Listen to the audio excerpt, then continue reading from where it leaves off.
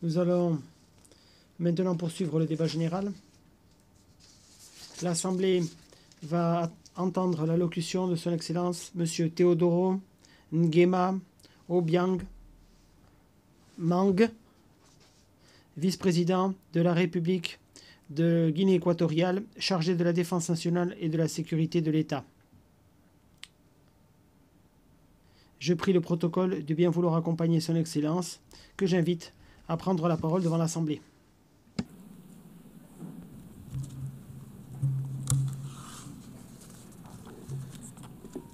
Excelentísima señora. Madame Annalena Baerbock, présidente de la 80e session de l'Assemblée générale des Nations unies, Excellences, chefs d'État et de gouvernement, chefs de délégation,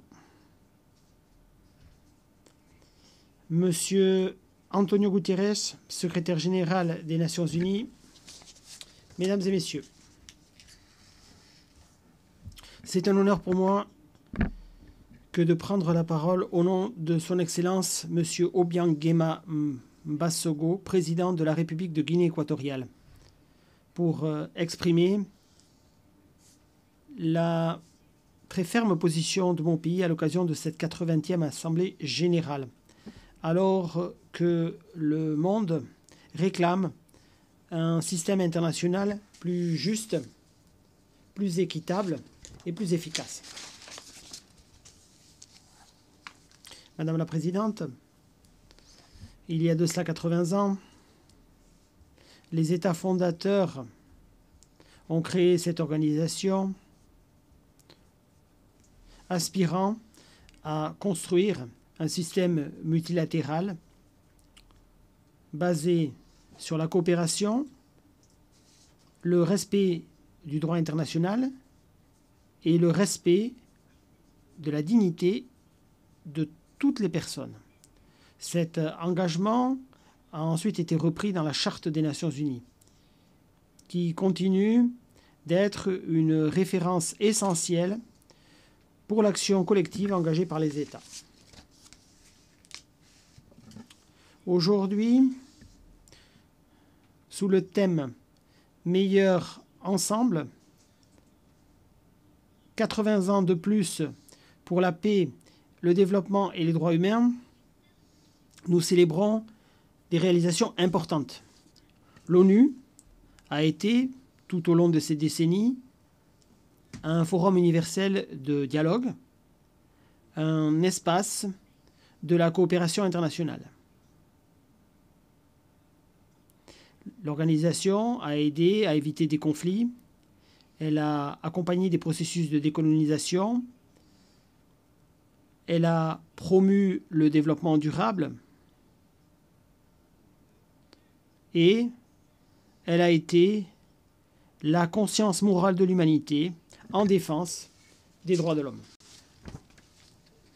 Cependant, cet anniversaire doit être l'occasion d'engager une réflexion critique. En effet, ce serait commettre une erreur, je crois, que de nous limiter à commémorer cet instant et de ne pas prendre acte des déficiences profondes de notre système multilatéral. Mesdames et Messieurs, Excellences, les peuples du monde espèrent que l'ONU saura agir et relever les principaux défis de notre époque. Les conflits armés, la violence, les changements climatiques, les inégalités croissantes, les crises migratoires, la menace cybernétique et l'absence ou le manque de transfert de technologie. Mais trop souvent, la réponse n'a pas été à la hauteur. Otage d'intérêts particuliers, otage d'une institution ou d'une plateforme institutionnelle, comme le dit l'orateur, qui ne reflète plus la réalité du monde qui est le nôtre. Parler de ne laisser personne pour compte n'a aucun sens si des millions de personnes continuent d'être marginalisées dans des systèmes de dépendance et d'exclusion. Le Conseil de sécurité, organe chargé de maintenir la paix et la sécurité internationale, est peut-être l'exemple le plus flagrant de ce déséquilibre. 8 décennies après sa création, sa composition demeure ancrée dans la géopolitique de 1945 et non pas dans celle du XXIe siècle. Par conséquent, sa légitimité et sa représentativité sont, à juste titre, remises en question. La réforme du Conseil de sécurité répond à une urgente nécessité. En effet, sans celle-ci, celui-ci continuera d'être perçu comme étant un club exclusif accompagné de privilèges historiques, une institution incapable de répondre avec légitimité aux défis actuels. L'Afrique exige ce qui lui revient de droit, à savoir une représentation pleine et permanente au sein de l'organe de sécurité le plus important au monde. Nous voulons une gouvernance internationale au service de toutes et tous, et non pas au service de quelques-uns. Nous exigeons un Conseil de sécurité représentant le monde d'aujourd'hui, et non pas celui de hier. Prenons des mesures pour engager une action collective plus démocratique, plus équitable, plus efficace. Si tel n'est pas le cas, nous risquons de voir l'ONU de plus en plus marginalisée et affaiblie dans les affaires internationales. Notre attachement, notre engagement au service de cette organisation reste entier. Nous croyons dans l'Organisation des Nations Unies. Nous croyons dans la force du droit international. Nous croyons dans la coopération internationale comme seule voie pour faire face à des défis qu'aucun pays, quel que soit son niveau de puissance, ne sera à même de régler seul. Notre engagement n'est pas non plus aveugle. Il est exigeant vis-à-vis des résultats, des réformes et des mesures d'adaptation à notre époque. À l'occasion de cet anniversaire, nous devons ne pas oublier que la paix, le développement et les droits humains sont des piliers qui sont inséparables. La paix n'est pas viable sans développement. Et le développement n'est pas véritable s'il n'est pas basé sur la dignité et sur les droits de chaque personne.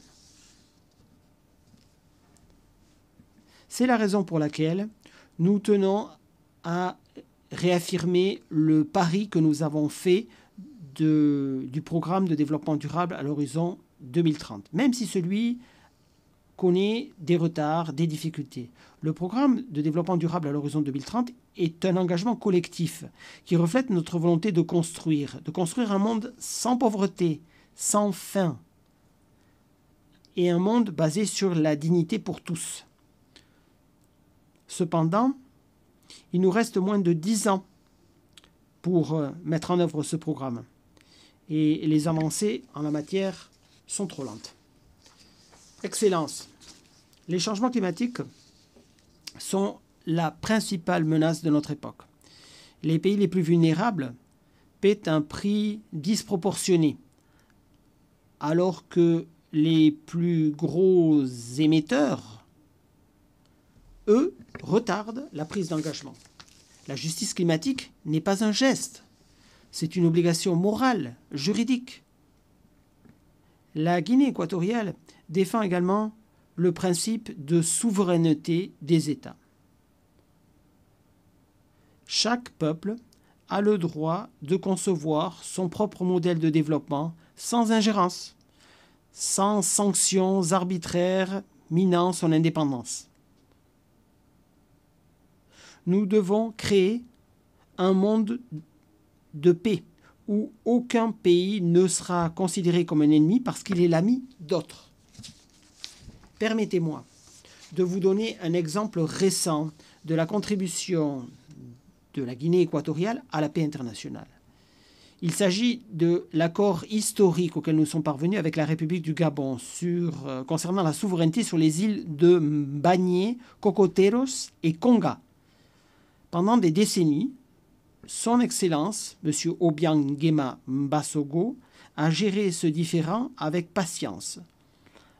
Il a mené un dialogue pour que puisse être réglé de manière pacifique celui-ci sous la houlette de la Cour internationale de justice. Cette affaire non seulement constitue un précédent historique sur le continent africain, mais c'est également une affaire qui prouve que les conflits peuvent être réglés dans l'esprit de la Charte des Nations Unies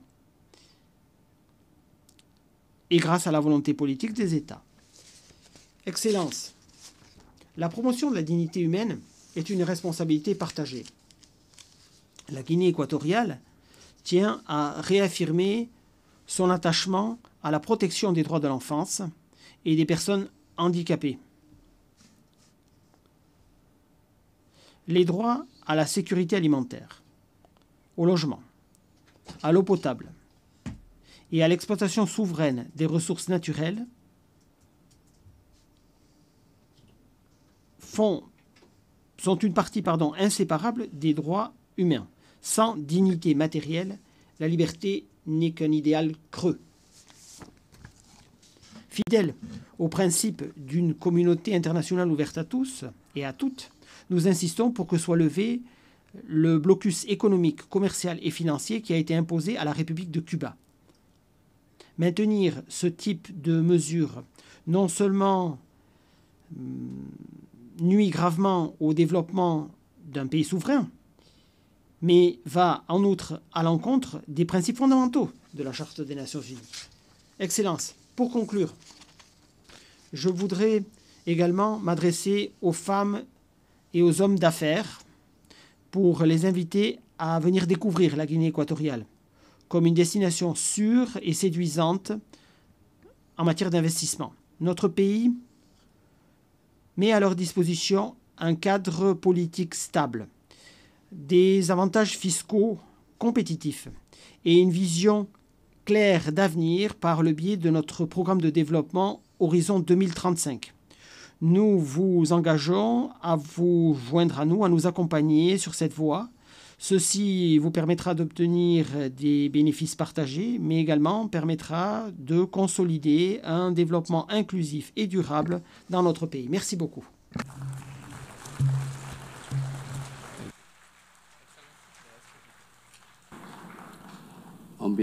Au nom de l'Assemblée générale, je remercie le vice-président de la République de Guinée équatoriale chargé de la défense nationale et de la sécurité de l'État. L'Assemblée